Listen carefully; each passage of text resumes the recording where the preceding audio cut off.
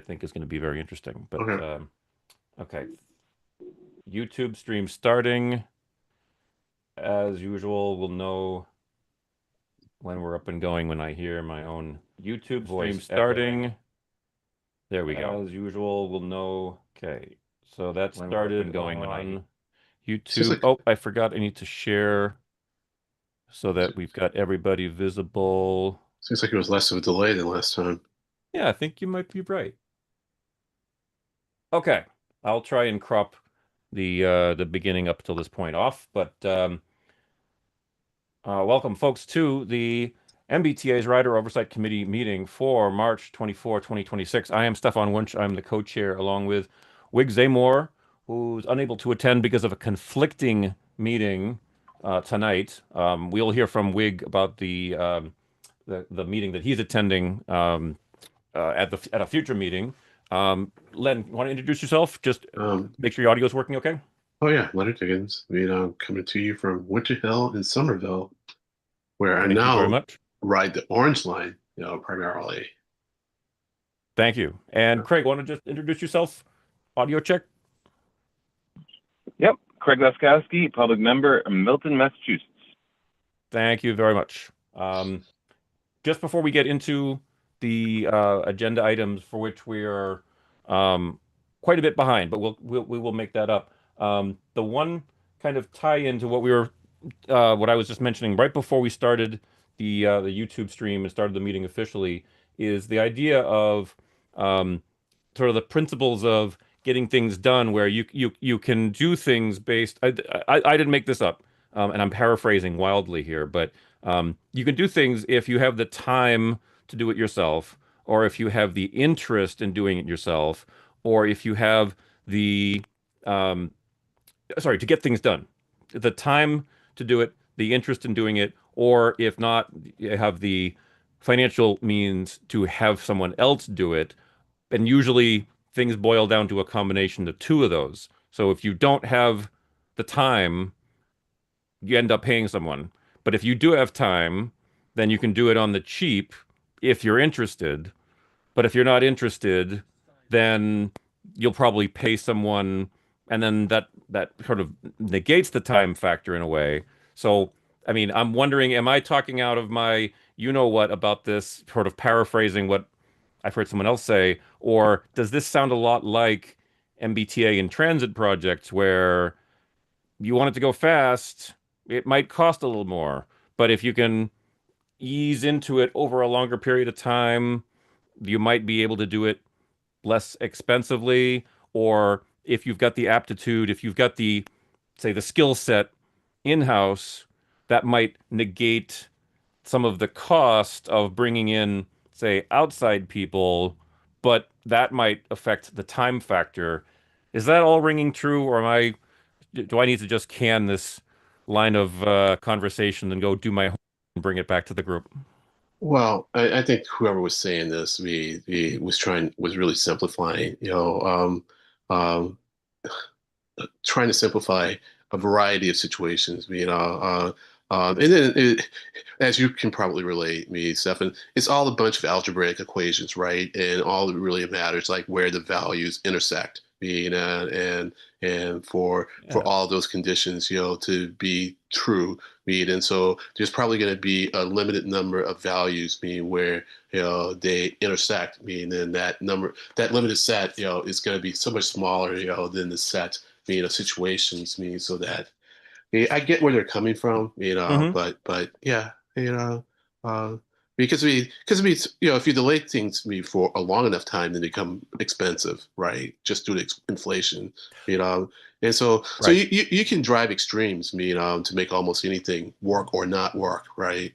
So I don't want to argue, I guess too much. In essence, I see where the person's coming from. I'm inclined to agree, but there could be any number of situations where it wouldn't be true, right? Yeah. Yeah, Yeah, that's a very pragmatic look at it. Yeah, I appreciate that. sure. Yeah, thank you. Sure. Craig, should we move on, or I mean, do you want to weigh on this kind of just like it's a thought experiment more than anything, I guess. Yeah, We can move on if you want. let's talk trains. All right, Yes. excellent. Yeah. Len, did you want to dive into any one particular thing first? Well, I just wanted to let folks know about me first off that the Focus 50 has gotten off the ground. So they had their kickoff last week, last Tuesday, I guess it's last Wednesday, Tuesday, Wednesday, I can't remember. Yeah. I mean, I watched the video. I mean, it's on MBTA's YouTube channel. I mean, it's 34 minutes. I mean, it's kind of worth to read. I wrote Sandy an email asking if he could send me the deck. Let me just save some time right now. I mean, and say don't bother with going to the Focus 50 uh, website or web page because there's very little there. Oh, And then when you get there, it tells you go here. And then when you go there, it says for information, go here, which sends you back to the Focus 50 page where you came from. So it's nothing like okay. the Focus 40 page, but they're just starting, so we'll give them some time. Oh, actually, I just got an email from Sandy, and I see an attachment to it. So I'll send them a thank you for the attachment. And then I'll send that to you all.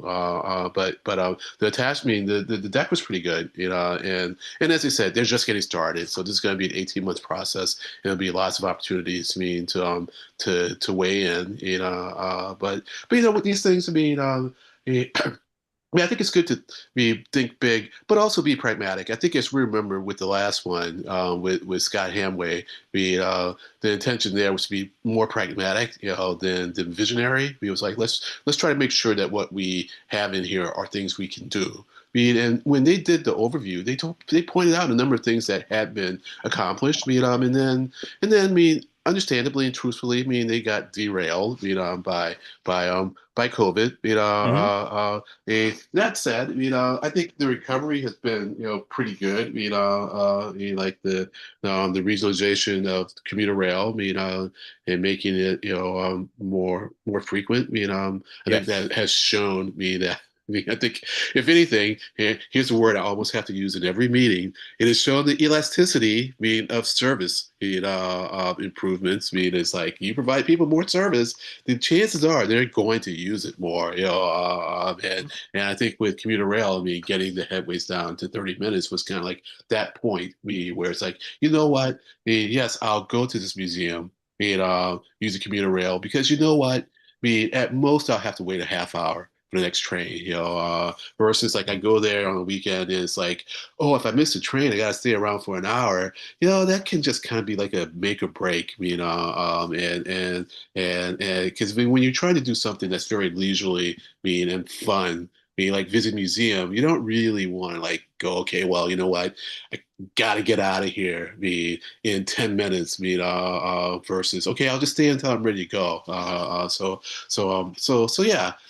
So the look back at what we've done was really good. We as a team, I guess we all feel a little bit of ownership, in this, good or bad, and so yeah. But like I said, they're encouraging people to like really think big. To a certain extent, and by a certain extent, I might be reading a little more into their encouraging people to think big than they were actually stating, because I'm wanting to think big and I'm thinking, well, this is an opportunity to think big. Even if they're not wanting to think that big, it's like, well, this is an opportunity for you to think big. And so I'm going to be putting those ideas in there. Mainly, like extension of the Green Line, into Medford, in order to do more housing in Arlington for the Menominee Manor. I think I've talked about this, but in one of the slides, they were just saying like this is a chance for us to bring a whole bunch of Massachusetts priorities, in with transit, and housing was number one. It's like yes,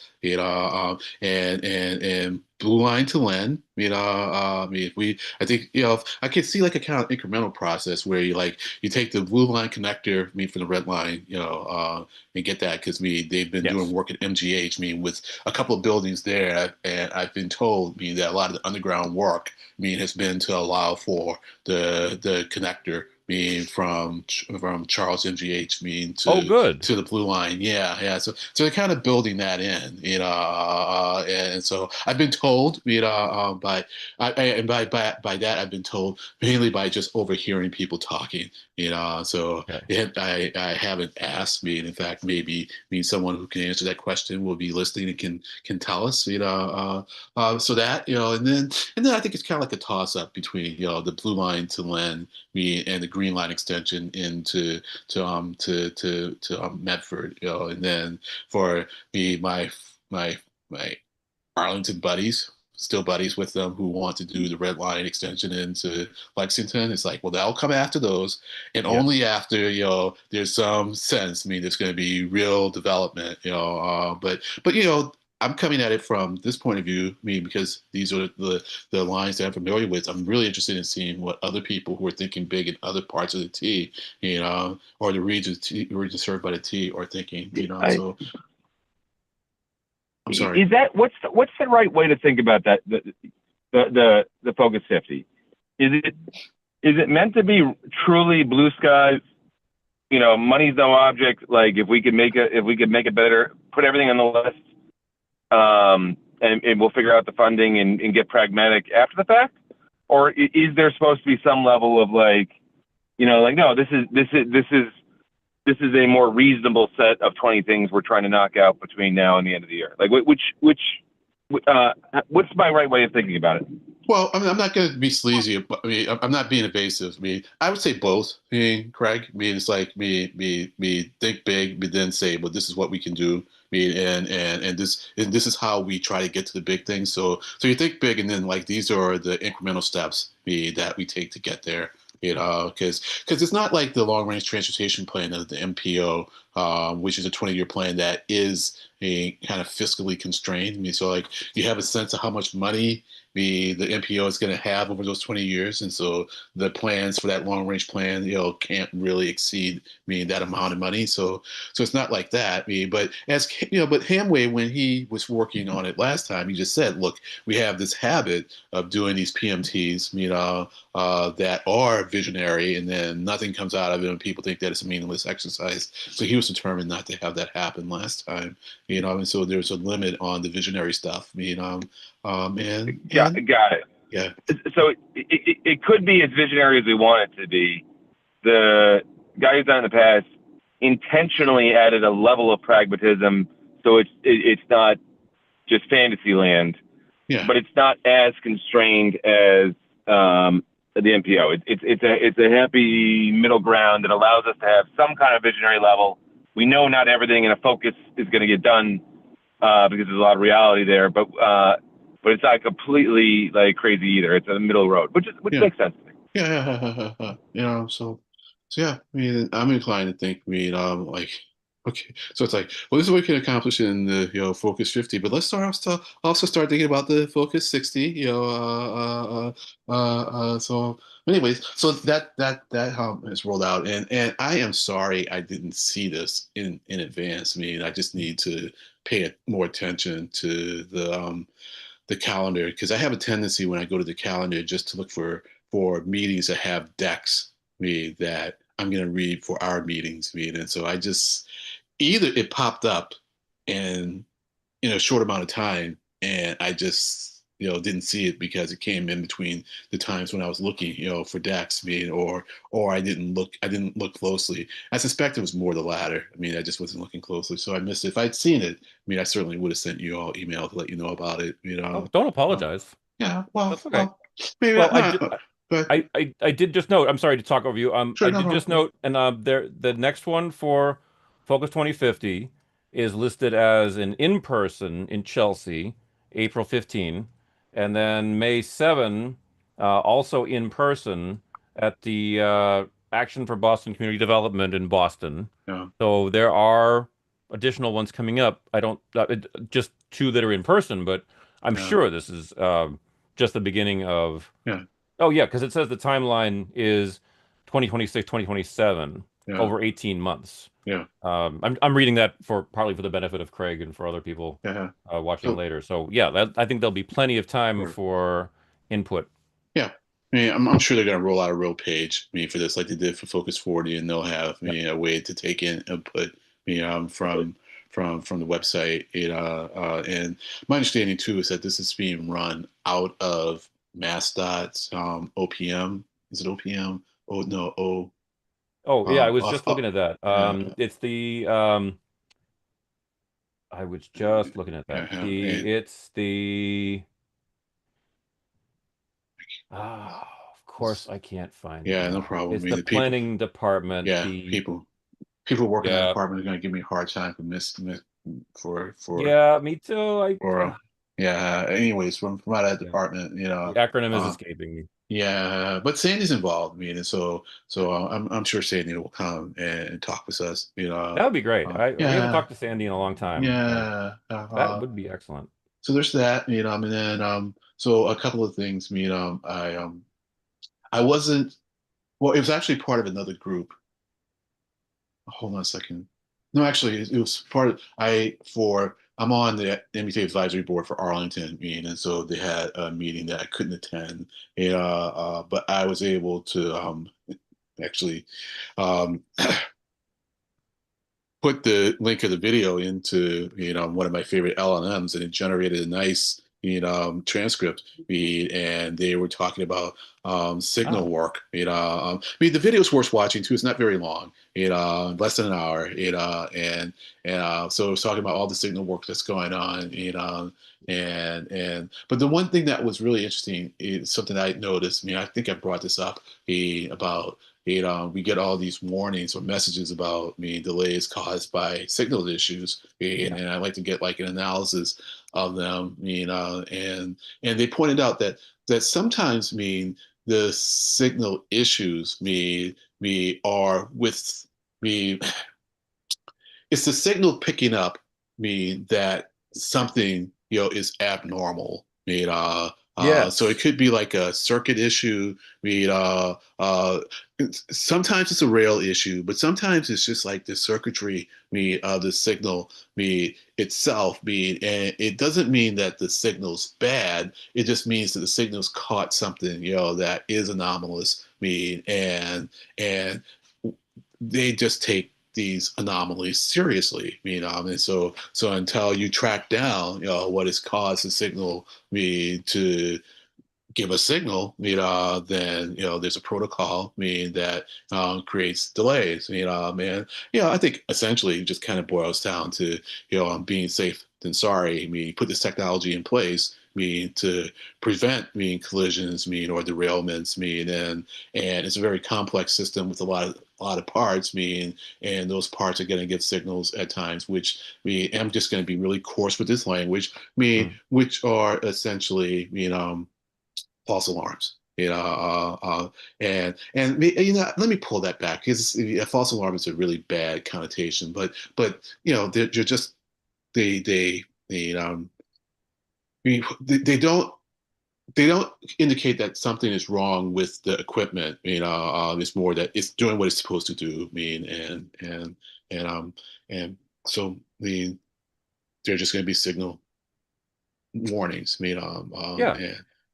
So Yep. yeah, That's fair. That's yeah, that. Yeah. yeah, I the there's a little bit of text on the page that's describing the current project, which is now yeah. going into phase three. I'm going to pull that in, and I'll just call out the one bit of text that has to do with, and I'll quote it for Craig, who's just on the phone, specific to Columbia Junction. Um, Testing of the new system began in mid-February, cut over. This is not to do with the current, but this is talking about February, but the example is a good one.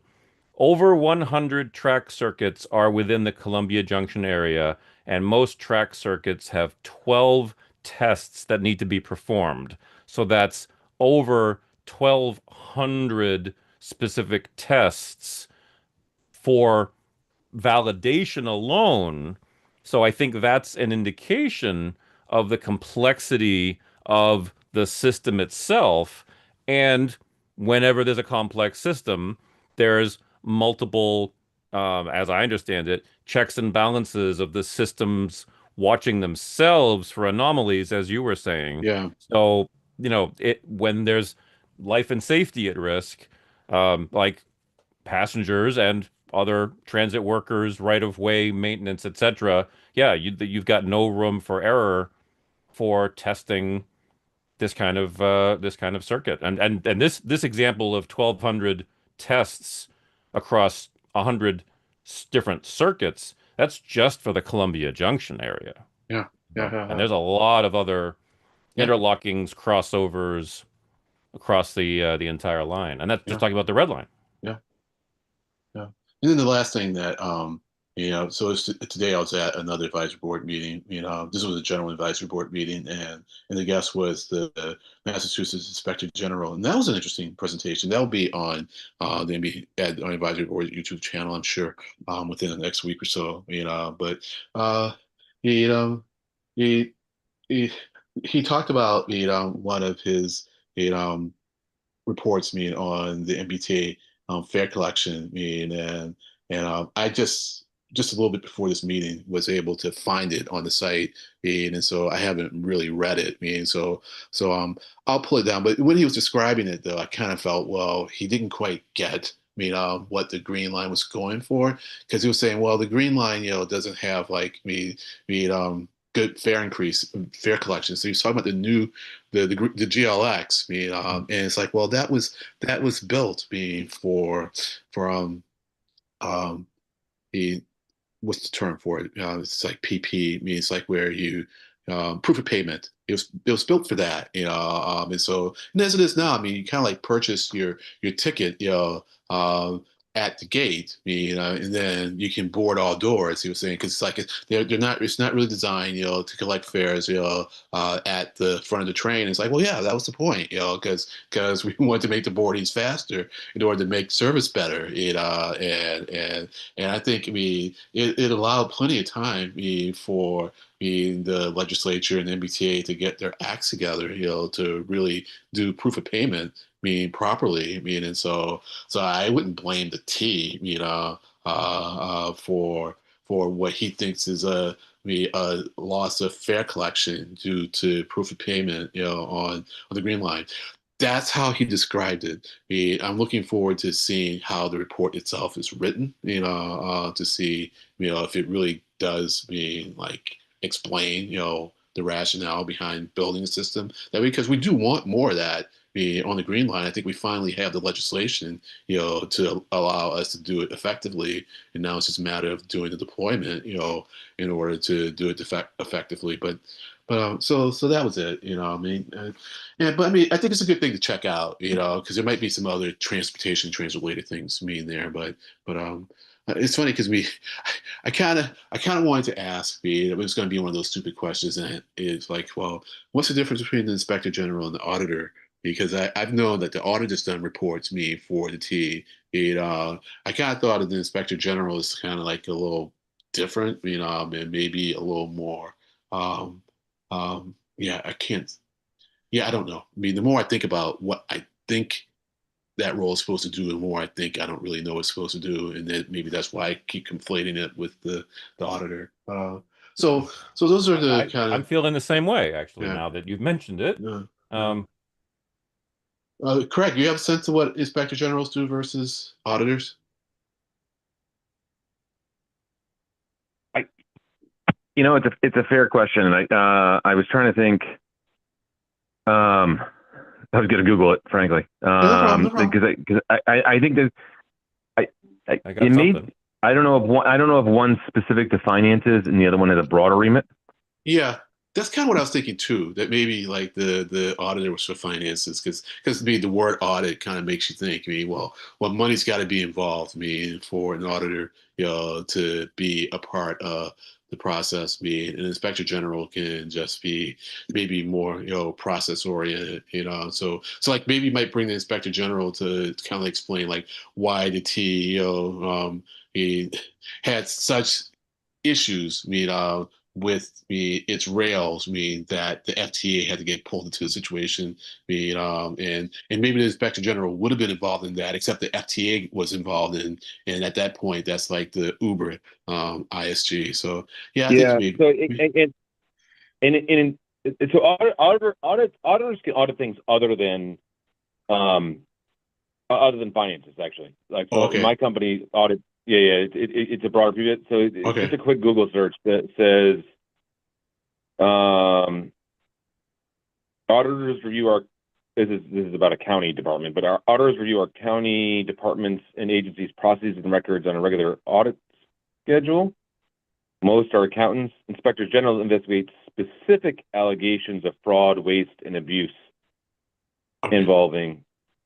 So it audit. okay, So I think audits are like on a like it's a regular schedule and right, are generally finance focused, but depending on how you set it up, you could audit just like how well you're doing at anything.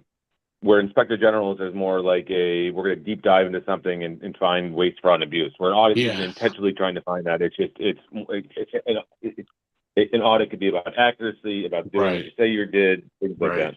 Yeah, and maybe an auditor could find something anomalous and go, "Hey, I need an IG here, to really find out what's going on." Okay, I get it. All right, Yeah.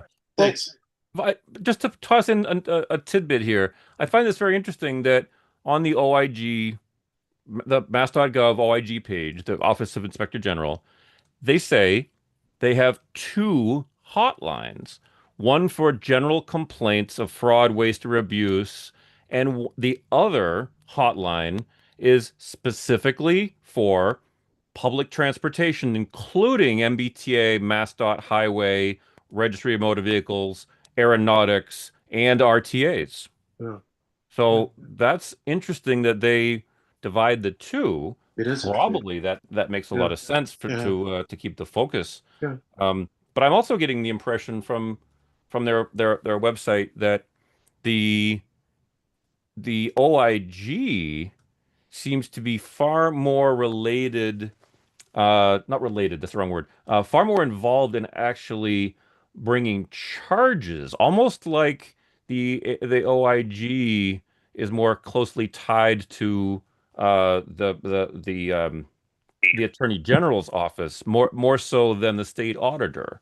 yeah, yeah. No, that's interesting. So yeah, my point is that my point is that this might be something to keep an eye on, especially now that you mentioned the bifurcation, or the dual purpose, or dual focuses. Yeah, It's yeah. almost Or at very least oxymoronic. dual hotlines. Yeah. I mean, Yeah, yeah. I mean, here seeing, reading about dual hotlines to me seems to indicate that they've got separate teams yeah, with those different jurisdictions or those different disciplines in focus. Um, yeah. So I don't yeah, want to read too much into that though. Yeah. well, my whole point for like doing these things is that it's not for us to like kind of come up with any kind of controversial stuff. It's more like just Right. get a sense of what people are looking at. Can give us a sense of what to look at. And keep an eye on. Or you just kind of learn aspects of the system that you just didn't know beforehand, which can come in handy. And so there was something Oh, yeah. else, but Yeah. No, I mean that's very well said because in order for us to perform oversight of the MBTA, we at least need to be aware of all the different inner workings of the other agencies, departments that do similar types of things. I mean, the Attorney General, the Inspector General, the State Auditor. I mean, the DPU even. In a way, it's all various flavors of oversight and yeah, investigation and checks and balances. So yeah, yeah, I mean, I think it's very important for us as an oversight organization uh, to understand all the different moving pieces. yeah. So a couple other things that came out of it. Was he related me how I guess there was this one municipality that had an issue. He wouldn't say who they were, what the issue was, and they had reached out to the T and didn't get a response. And then you know And and then I guess he had asked the person, well, who's your representative on the MBTA advisory board? And not only did that person not know who the representative was, but had no idea what the MBTA advisory board was about, Oh, that's a shame. and what it did, and Huh. so he told him, well, he talked to Brian, and then Brian was able, to uh, get the person get a response from the T. Initially, I was thinking the way he phrased it, it was like, well, they didn't get an answer from the T, and a lot of times, people like me, they complain, or they make a complaint, and they don't get the outcome that they want, and the response then is like, well, you're not listening to me, and it's like, well, no, I listened to you, but you're just not going to get what you want because it's just not feasible, whatever. But in Mhm. this case, he made it really clear that they hadn't gotten a response from the T at all, and then for some reason, Brian's outreach was able to make that happen. So that was kind of like a testament to the effectiveness of, at least Brian Kane in his role on the advisory board. But I was kind of like thinking, but then why is it though that they didn't respond to this person from municipality? It's because I'd like to understand why is it that it took someone from the advisory board, reaching out to them, and can you explain that? But he didn't have a lot of time, and I didn't want to, I didn't want to jump in with that kind of a question, and then but the other part was that he just said, well, your role, because part of the reason for having him there was how to help the advisory board be more effective in its role in oversight.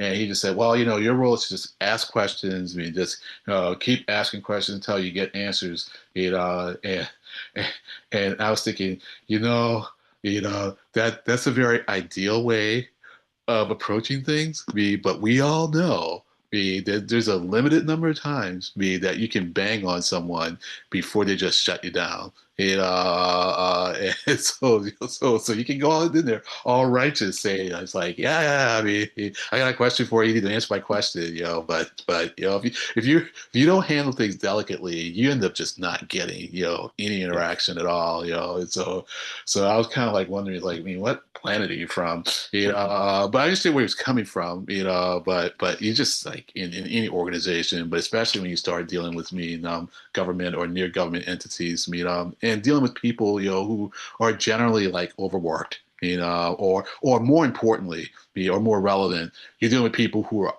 always dealing with complaints from people. It's like you just have to be delicate about the way that you approach them with your issue. So I don't know. I didn't find that particularly insightful. In fact, if anything, it might have been like a little counterproductive. But I certainly wasn't going to say that to him.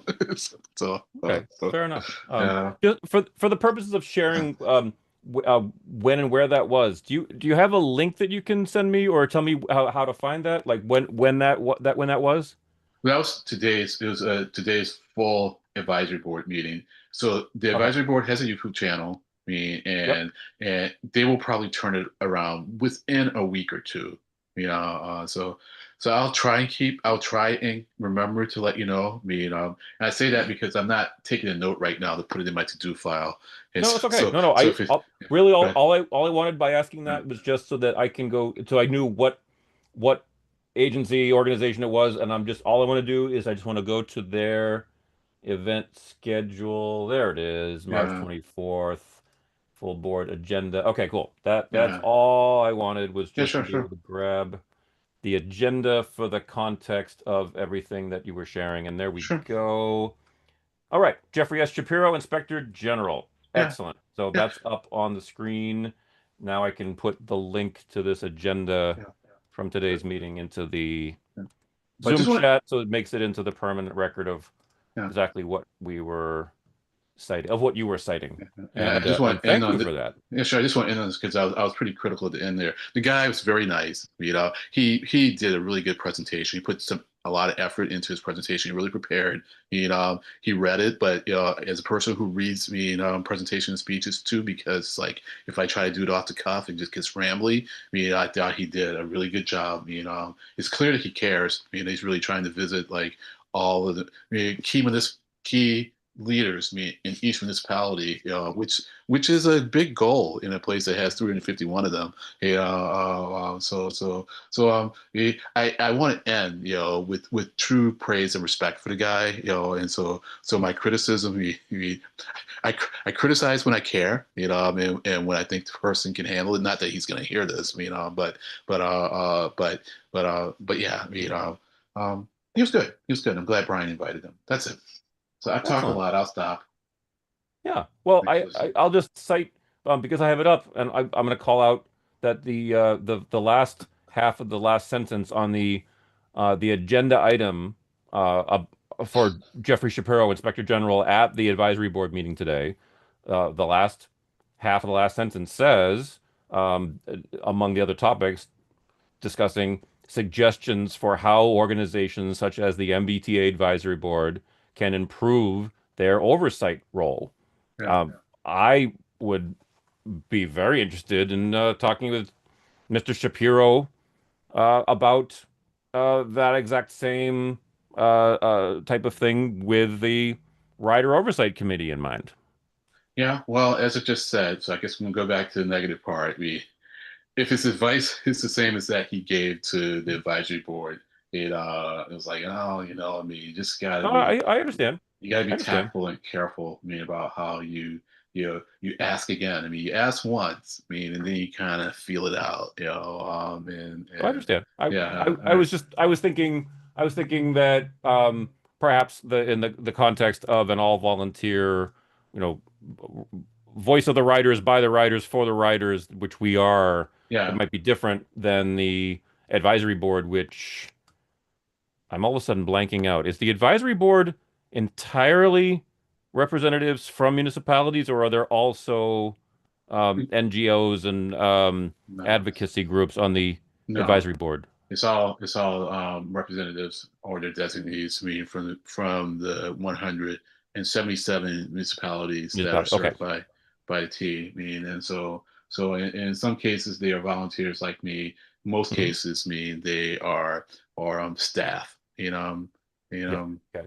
but you do have a fair number though who are actually, I mean, the real electeds. So Excellent. yeah. Thank you for that. That was really Yeah. excellent. Oh, I have a quick note to I didn't want to interrupt you or break your flow talking about the advisory board with the IG on there. Just a quick tie back to what we were talking about for signal systems and testing and signal issues and the signal modernization. Um, it it I flashed back while you were talking about the IG to a really excellent Mass Bay Railroad enthusiasts Zoom that was done by sorry, not done by, but the special guest was Ryan Caholen, the MBTA COO, and the focus of that was the South Coast Rail and how the um, the transformation and the project development, the construction, etc., manifested itself. I'm just going to put this up very quickly, and so I can put the link in. If you wanted to know some of the details of what went into the South Coast Rail project with a lot of detail that he gave on the testing and validation and everything that led up to being ready to begin service. Really excellent program. Um, I owe Ryan a personal email to give him praise for this. I've been forgetting. It was back in February. I just put the link into the Zoom chat if you want to grab that, Len. Yeah. Um, really excellent. I can't say enough good things about um, Ryan's the detail, the scope of what he covered without going too deep. I mean, he just nailed it. And it's not just for railroad enthusiasts. I'd say this presentation that he gave uh, would be appropriate for the entire Rider Oversight Committee membership to watch for the um, the board. We were just talking about the advisory board to watch. It's probably content that Ryan had presented to the advisory board at one point in the past, but this All particular right. program, I mean, just I'll stop with these superlatives. That's good. No, no, thanks. Thanks for making me aware of it. I mean, I wasn't going to be otherwise, and so I mean, the advisory board has a lot of subcommittees. It's like six or seven, maybe even eight. And so it's really impossible to. Well, I won't say impossible, but I'm not keeping up with all of them. I'm trying to Yeah. read, the reports that come out of them, but that's about it. And Yep. so. Um, but so I don't know if he's presented to them, but thanks for letting me about that. Yeah. Yep. Crazy question, but um, is putting the link into the Zoom chat, which then I transcribe and put into the details of the YouTube recording. Is that good enough, or should I take all of these links and send them out to the mailing list? Because it's just I can just copy and paste and say to people, "Here's a." You know what? No, I just answered my own question. I have been doing that in the past, and I should keep doing that. So I'll Yeah, answer my own question. I will yeah, take all these links and I'll just mail them out to the Rock mailing list and say, here's some of the content that we reviewed on the Rock March 24th full meeting. yeah. That would help me actually, because I don't click on the links in the meeting generally because it Gotcha. pops up a window that then causes me like a lot of hassle. I mean, Oh, sometimes I'm sorry. I try. Well, it's not you. It means every meeting. And so it's like I sometimes I lose the Zoom window. And then Okay. I can't do more than one thing at a time anyway. So the click on the link is to stop focusing on what the person's saying. And Right. so I hardly even sometimes I don't even notice stuff in the chat because I'm just so focused on what Uh, the person's saying, and then I try to copy the link into something else, and so if you send them out, that'll be helpful. I will Yeah, do that. Yep. thanks. I now that I'm thinking about it, I think I have been doing that um, as a habit. I will make sure it's a habit. Um, did you have more from the recent events and presentations? No, no, no. I mean, I thought the safety deck, um, from the 19th was pretty interesting. But I'm going to stop because I've been talking a lot to see if you or Craig have anything else you'd I've like to just got talk about. I've just got one thing that was announced. I think it was first announced last week, but the MBTA came out with a reminder press release, and that made the media again today. And I'm gonna try to pull that over, and it has to do with the, there we go, the event trains on March 26th, which is 2 days from now, Thursday. It's called the Road to 26 friendly match, and it's Brazil and France at Gillette Stadium in 2 days on Thursday. And I don't believe I have seen it exactly phrased this way, but it appears to me that this is almost like a trial run for World Cup Yeah, it is. because this series of trains in 2 days is talking about four event trains going, I believe it's two from South Station and two from no, oh no, I'm sorry. I'm sorry, it's four special trains just from South Station to Gillette Stadium. All Mhm. four of these special trains are going South Station to Gillette.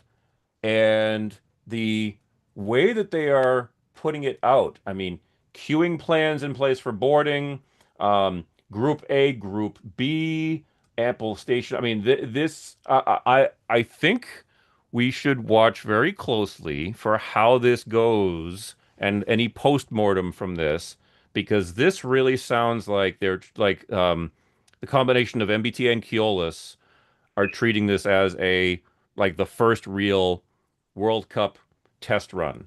Yeah, They're talking about First return train departing 30 minutes after the final whistle.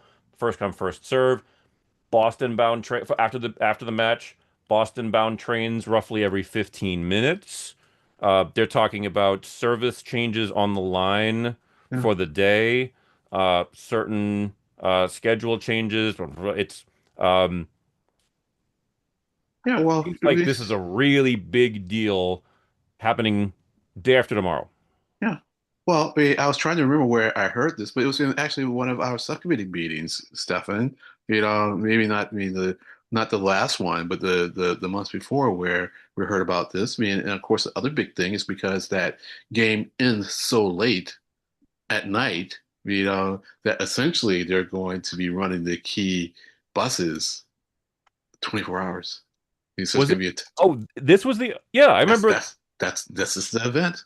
that's the event March That's 26th. yes, yes, Oh, yes. I was thinking that the event that we reviewed talking about the service going practically overnight. I thought that was much further forward in the future. Well, I think it's this one, Stefan. I mean, the fact that Uh, you are thinking differently makes me now hesitate, okay. in my certainty. But I thought it was this one, Okay, I will so dig deeper. yeah. Well, Because maybe dig deeper into your notes, because you probably have I in your will. notes. I Yeah, will. yeah, Because at least on this news release, there was yeah. no mention of bus or subway extension. Okay. Well, Let me pull up the specific maybe it's not that one. Gillette. Um, you made a really good point. Okay, Brazil friendly match. We'll just find out what time it starts. Find out Yeah, what I time it will. starts will tell us everything, right? Because if it starts like 9 or 10 o'clock, then Then that you're, tells, yeah, yeah. you must be right uh, about that. Okay, that's that's excellent. I don't want to contaminate my browser with a soccer search because they don't start thinking that I care about soccer, and I don't want to think that at Oh, that's all. funny. So- That's very funny. Yeah, you don't want to get the Google's oh my goodness! So that thinking that starts. you're interested in something, right? Uh, Okay, I will I will dig that up. Oh, you know what? I had the game. Um, oh, I don't know. Here's the page for the game. Brazil versus France, international friendly. Game start time 4 p.m. oh, so it's not that one then. Okay, Yeah.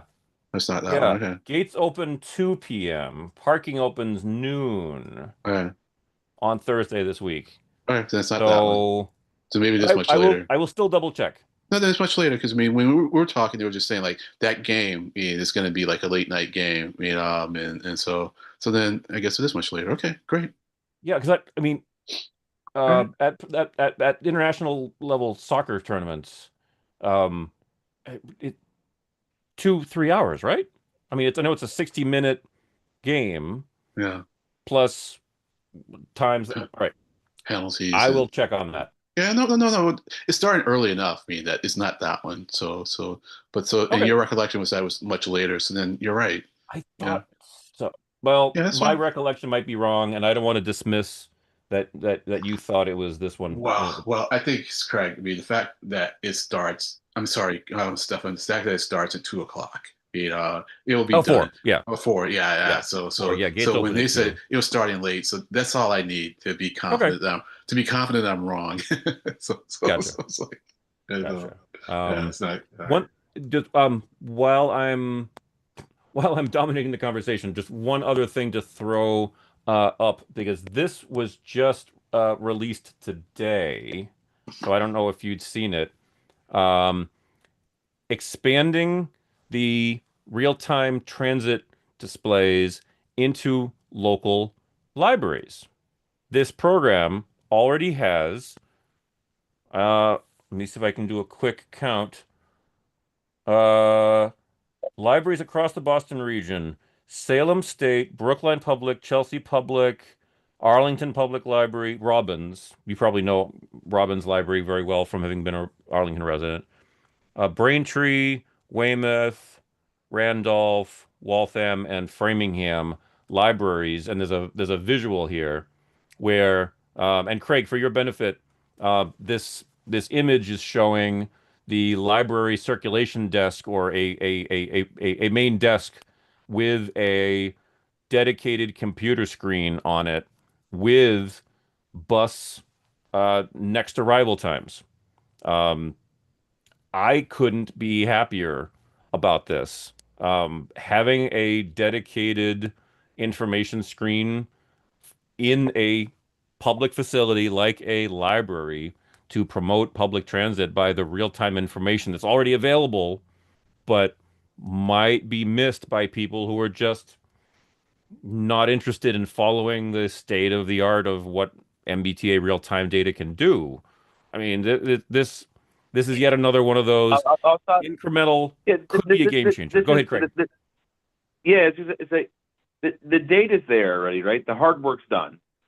This is for fairly low money in the grand scheme of MBTA things Exactly. to set up a TV in a library with a dedicated, with a dedicated feed that just cycles through the next train arrival times or bus arrival times that are local. It's really low money for what you're doing, right? Like if you were custom, if you're building the code just for this, I'd say, well, this is crazy. But it's like, no, you like you've already done the hard work. This is just putting it somewhere else. In TV screens are so cheap at this point that this is not a to throw a Wi-Fi linked TV screen up in a corner and have it cycle through. It's not is will it help that many people? Probably not. But is it worth doing because it's so little money? Probably. Yep. Well said. Yes. Yep. And I'll call out for lens benefit, in case you can't see the screen lens very well. This is a very positive quote from the head of teen services at Robbins Public Library in Arlington. And he's mentioning how with Arlington as a town basically built around the 77, it's a fantastic tool for students to be able to get around. Um, and he goes on to say even other staff members were excited. Um, so I mean, yeah, very well said, Craig. I couldn't top that. But short money, huge impact. It's almost like another variation of Roblox game from the gentleman whose name I cannot commit to memory, no matter how hard I try. Um, it's A yet lot. another. Ilias. Ilias, thank you, thank Yeah. you. I hope Uh-huh. we can see Ilias on a more regular basis. But it's just more variations on presenting public transit as approachable, usable, um, accessible, timely. So yeah. So as far as oversight goes for this use, and yeah, Craig, I'll put the link to this. Again into the Zoom chat, and I'll mail it to the group because the um, the two images on this press release are they're really great. I mean, it's exactly what you have in mind, I'm sure. A screen with next arrival times, but just seeing it, it's just of course. I hope that next time I see one of our uh, city of Lynn legislative contingents, I shouldn't say legislative, no, the uh, mayor, city council, etc. I think my wife knows personally the director of Lynn City Libraries. I'm gonna pass this along. All right, Yeah. enough about the information screens in the library. That, like I said, that just came out today, so I wanted to mention that because you probably Yeah. hadn't seen it. Yeah, and I think it's good, and also I think if they especially do it in places where the buses are less frequent, where knowing the time, is even more helpful. That would be good, and certainly in places where people may not have cell phones as readily available. I mean, so I could see it in like the senior centers and things like that, and especially senior centers in places where, the bus headways are maybe, not every 10 to 15 minutes, but maybe every half hour, so I can see getting it in front of a lot of eyes, is good in terms of like promoting using transit.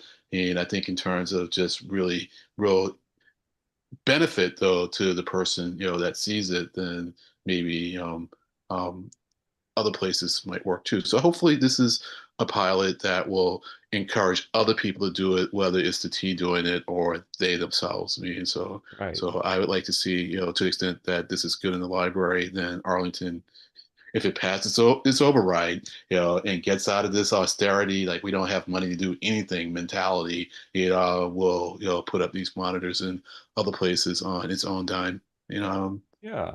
I um, just thought of a possible extra benefit to this. Um, for a for a municipal or otherwise public institution like a library, um, which is probably going to be open pretty broad hours. No, I shouldn't say that. I shouldn't say. Might be open pretty broad hours. Um, having a next arrival screen for whatever the mode of public transit is makes a it just struck me as it makes a hell of a lot more sense than what I think were relatively expensive. Remember the e-ink signs trial and the whole idea of bringing the next arrival uh, live information to the bus stop, like actually at the yeah, kiosk of the bus stop? yeah, Because who wants to walk out of, okay, I'll just say library. Who wants to leave the library, go outside, maybe it's cold, maybe it's windy, maybe it's really hot, get to the bus stop and then be, oh, the bus is coming in 15 minutes. Great. I right. could have been inside the library for another Yeah, 15 minutes. exactly, exactly. So, and in my mind, I'm imagining that an indoor screen on the counter in a library is going to be a hell of a lot less expensive than anything that you could put at the bus kiosk. Yeah, So yeah. I mean, I'm interested in looking to see if this is if this is going to expand out to an effort that might supplement, sorry, wrong word, supplant, meaning replace the e-ink signs at stations or stops where the amenities are not so great. I mean, if if you're on Green Line or subway, presumably you've got reasonable shelter, a lot more than a bus stop in out in the middle of nowhere.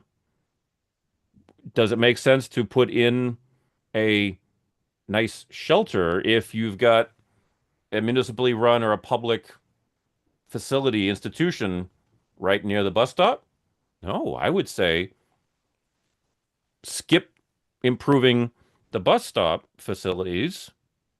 This is a little stream of consciousness. So, um, does well, it make sense to have well, less investment in the bus stop amenities if there's a institution where you could wait inside and still get the real-time information and say, ah, only if now I'll walk outside. only if that institution's Open a open lot. open Right. a lot. I mean, and they're Yep. not going to be open enough. I mean, to and I think the bus stop amenities is certainly a both and in situations.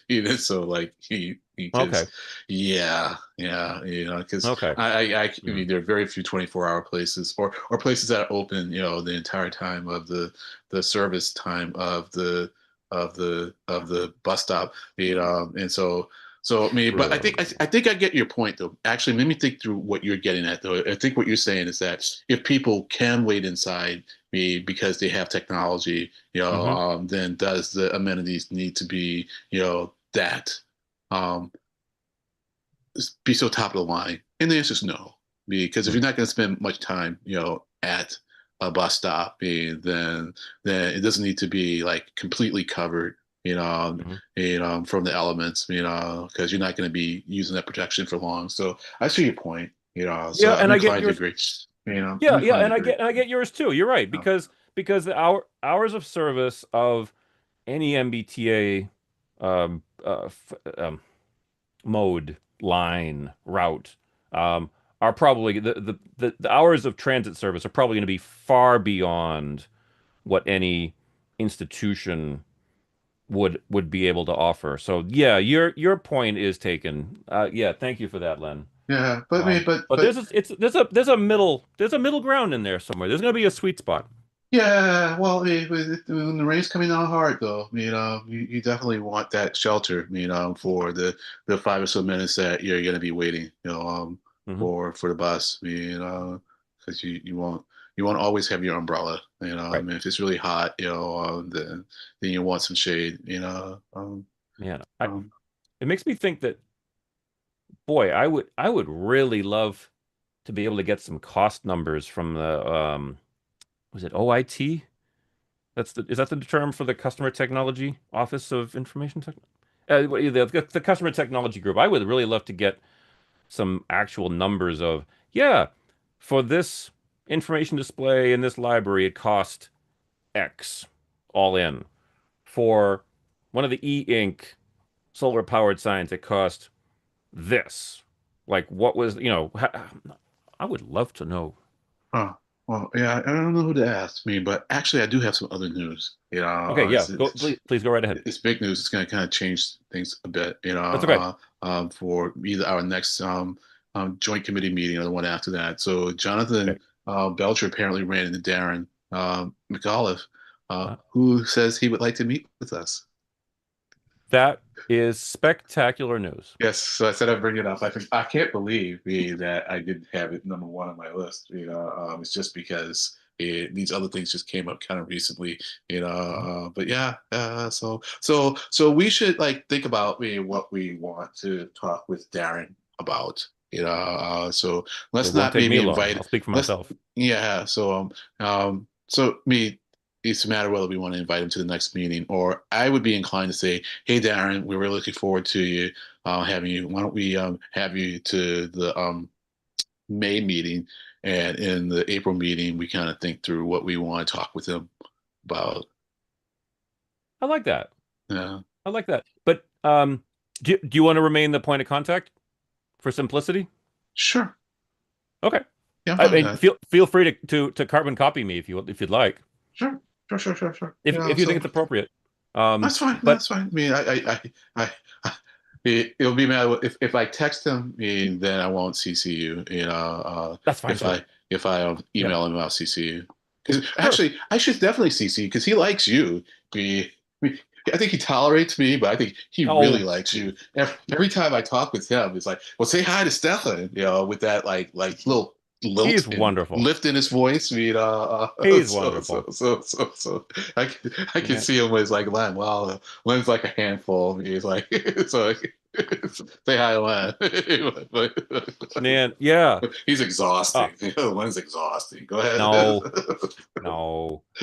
But yeah, I can't say enough good things about Darren. Man, the guy is a ball of energy. I don't know how he pulls off the miracles that he does. I Yeah, mean, I saw him running the show for the South Coast Rail opening at East Taunton, yeah. and he was on fire. Man, the guy is just uh can I say, I guess he's a whirling dervish. It's astounding.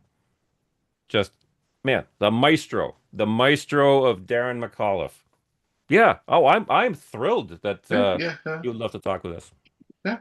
So I guess yeah. Hey, I don't know all the story, but Jonathan, sent me an email saying I ran into Darren. He said he'd like to come in and talk with the Rock. So it'll be like it's like a Nice. big homecoming. Yeah. Yeah, So, just about. Yeah. Yeah. Craig, you were gonna say something?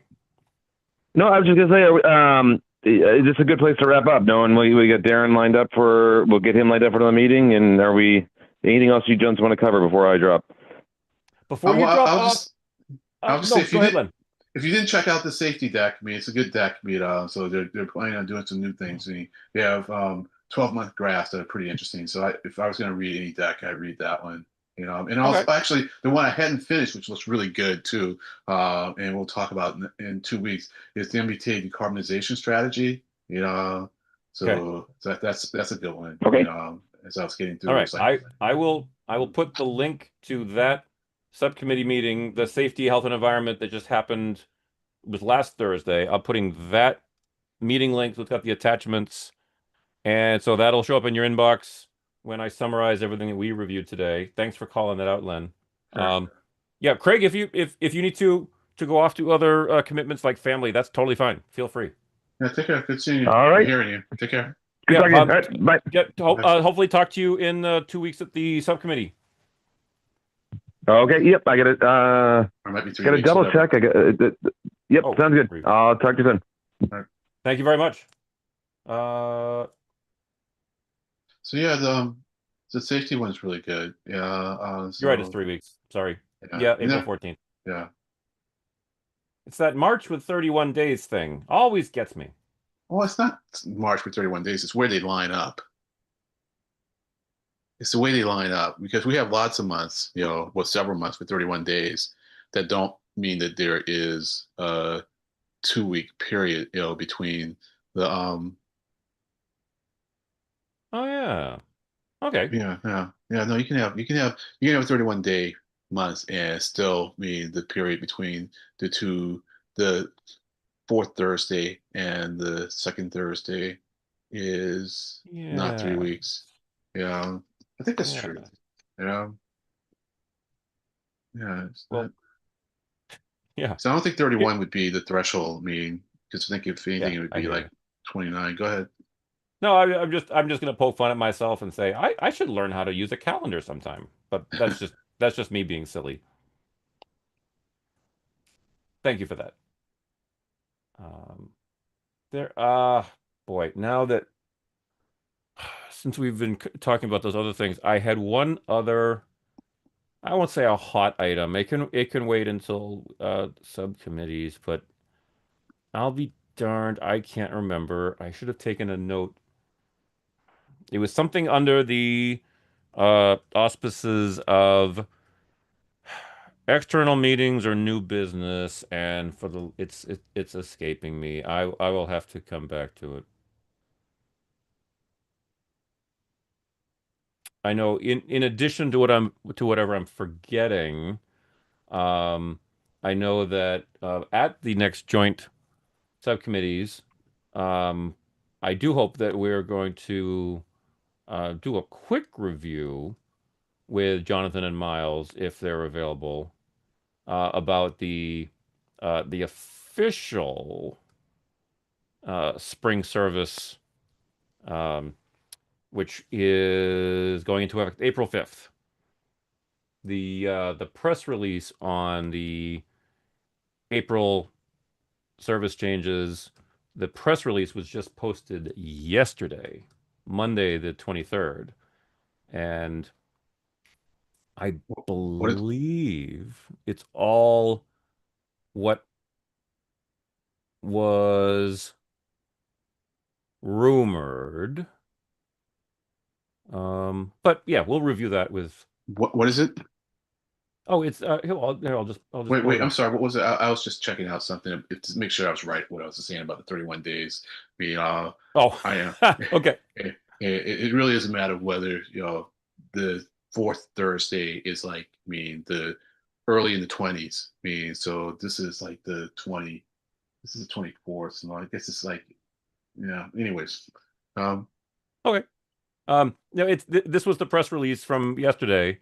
Um, it's it's got a lot of highlights, some quotes from not only Governor Healy but Phil Eng, talking about um, frequent, reliable, now exceeding pandemic levels, and it's everything that I think we were hoping to see with the incremental improvements to schedules. Here, I'll make sure I grab the link what's to this this one. bus? This is bus. So No, it's bus is everything. It's actually there's actually subway updates, uh, was um, was orange line subway, frequency improving, but red line frequency. heavy rail isn't back to pre-COVID levels. Uh, I sorry, I'm probably summarizing this wrong. Huh. Um,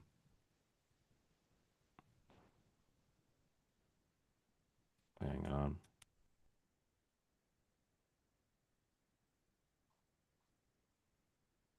Heavy rail isn't. Oh no, you're right. It's in the title. I'm sorry. I'm staring right at it. Yeah, MBTA restores bus service beyond pre-COVID levels. Yeah, yeah, right.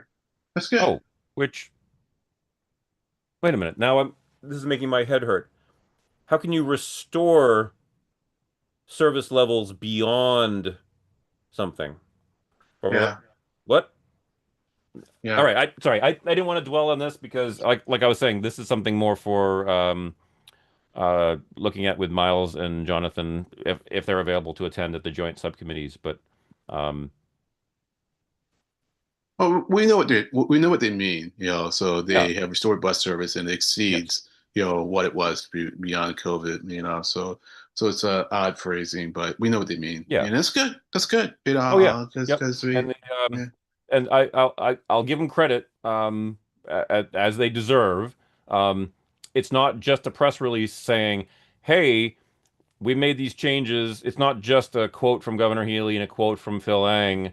Um, it's not just saying, "Hey, we're doing this. Look elsewhere." I think somebody deserves kudos that in this press release webpage there is detail on individual routes. I mean, good. specifically the bus. I mean, Route 85 and CT2, Route 9 and, and SL3. This is happening. These are big, so I maybe this has been done before. I don't remember. It's very concise. It's to the point. This route, one or two sentences. So, again, having my oversight hat on firmly for this one. Um, this is the best kind of press release. It's introductory, some top level, hey, this is great from leadership, but then when you keep reading, you've got information right there. You don't have to click into the schedule details. You don't have to leave this page to get a really good idea of what's going on. So, again, from the standpoint of is this a well done presentation of information to the riders? Yes, absolutely. Good. Could it be done better or differently? I'm not sure yet. Do we want to put that level of analysis into a press release? No, probably not. Um, but you get Well, the if you do, point. I thought this was worthy of uh, worthy of highlighting. good. Someone deserves kudos for hitting the sweet spot of um, fluff versus on one side versus too much detail on the other side. And I'll stop there. That's good. No, that's fine.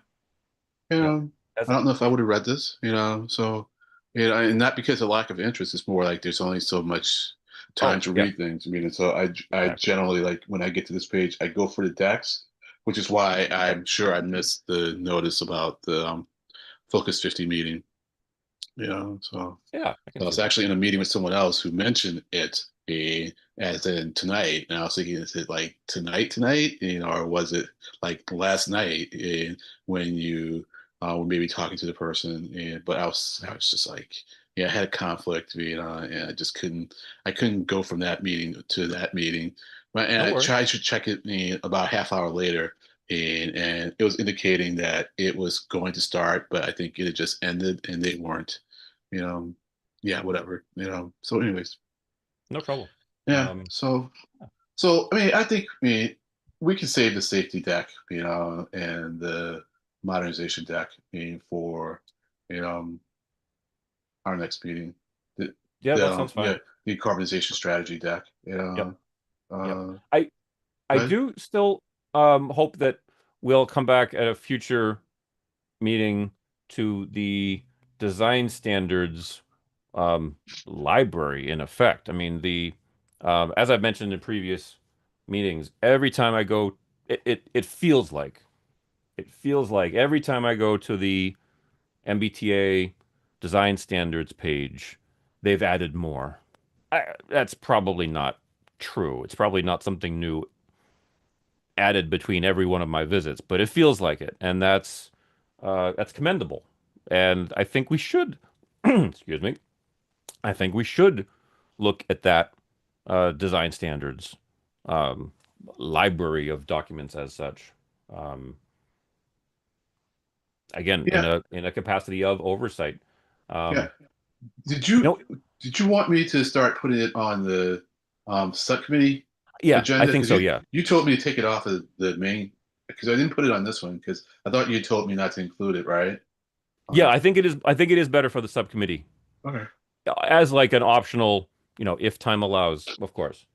Okay. Um, because I am pretty sure that with Jonathan's experience, uh, not just as the root and service, but Jonathan's also got tremendous experience in the technology and engineering of it. So yeah, having a conversation about the design standards with Jonathan in the subcommittee would be wonderful.